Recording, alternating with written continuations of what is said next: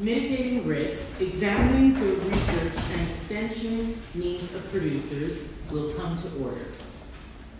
I want to thank you all for being with us this morning as we examine the research and extension needs for producers. Looking back on past year, we've seen intense flooding in the Midwest, hurricanes in the Southeast, and wildfires out west. Just this week, USDA released a crop progress report detailing that 60% of soybeans have been planted in surveyed states compared to 88% historical planting average. As we speak, flooding is keeping farmers out of the field. These disasters, driven by an increasingly variable climate, pose serious threats to the domestic agricultural industry and the rural communities depending on this sector. Unfortunately, I've seen this firsthand in the Virgin Islands. In 2015, the territory suffered a serious drought. In 2017, we were hit by 2 major hurricanes. Now, once again, back in drought. Recovery continues to be an ongoing process. My farmers and ranchers need tools that not only help them survive, but thrive in the face of a changing climate. These examples show that farmers and ranchers throughout the country are constantly forced to deal with variables that are outside their control.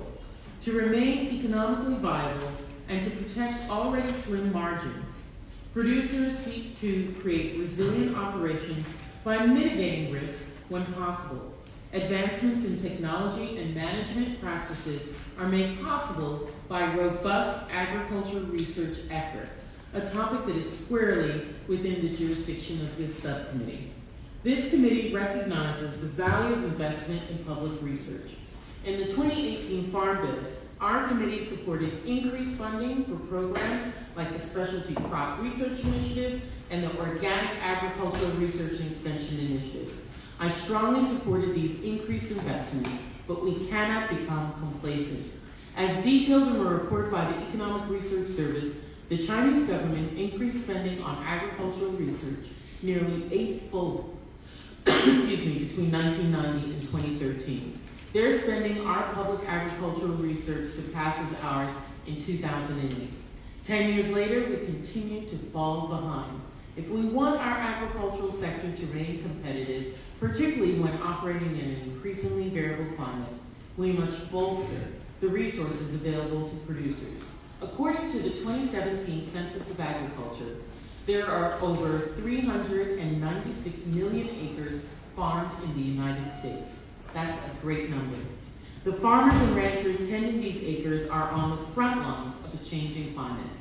As we seek to develop mitigation and adaptation strategies aimed at combating climate change, farmers and agricultural researchers must have a seat at the table. Their understanding of working the land is vital, and their voices must be heard. Farmers and ranchers are an integral partner in the fight against climate change. To show that farmers have always been climate focused, I have here, you can believe this, a 1941 yearbook of agriculture from the USDA. It's titled Climate and Man.